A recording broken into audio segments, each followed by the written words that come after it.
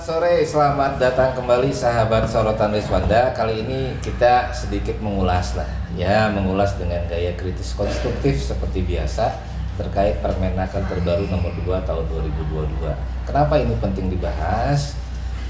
Kepentingannya adalah karena ini menyangkut hubungan bagaimana effort, upaya, bagaimana endorse penciptaan lapangan kerja, bagaimana relasi yang dinamis, relasi yang mesra antara pengusaha dengan pekerja. Itu bisa salah satunya centang yang harus diperhatikan adalah soal jaminan hari tua. Meskipun skema ini sebetulnya berangkat dari bukan bahasa kekuasaan sebetulnya yang diperlukan di sini, tapi lebih kepada mekanismenya harusnya seperti apa. Nah, mekanisme yang terbaik adalah konsensus atau kesepakatan. Pada saat bahasa kekuasaan yang digunakan langsung dicanangkan begitu saja, maka yang tercipta biasanya sebuah jurang komunikasi antara orang yang terkena dampak akhir daripada sebuah kebijakan publik. Pension benefits secara esensi sebetulnya skema yang luar biasa baik. Artinya seorang pekerja dimanapun pekerja tersebut berada itu bisa memperoleh jaminan hari tua.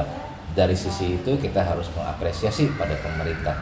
Namun di sisi lain konsensus melibatkan bagaimana skema ini nanti bisa cair, bagaimana skema ini juga bisa membawa dampak menguntungkan baik bagi perusahaannya maupun pekerjanya harus dipikirkan.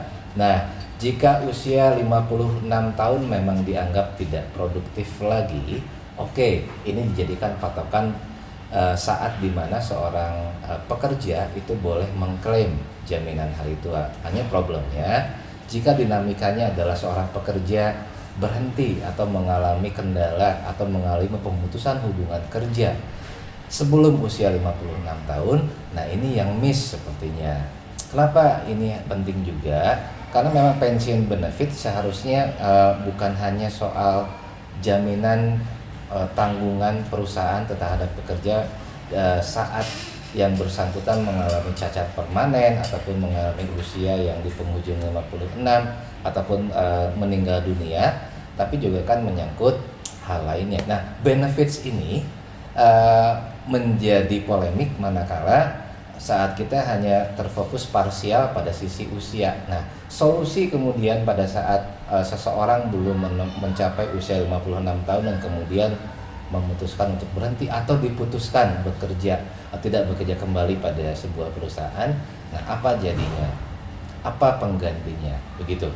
Memang sih pensiun atau jaminan hari tua kan memang bicara soal di penghujung usia ya, bagaimana pekerja itu diapresiasi, reward bekerjanya selama ini terkait benefits yang bisa dia capai nanti di hari tua. Ini sebetulnya yang perlu mendapatkan garis bawah atau catatan kritis dari kita. Apa mekanisme alternatifnya jika memang terjadi pemutusan hubungan kerja sepihak ataupun ya baik dari pekerja maupun pengusahanya, ataupun jika terjadi misalnya suatu perusahaan itu mengalami masa jatuh misalnya.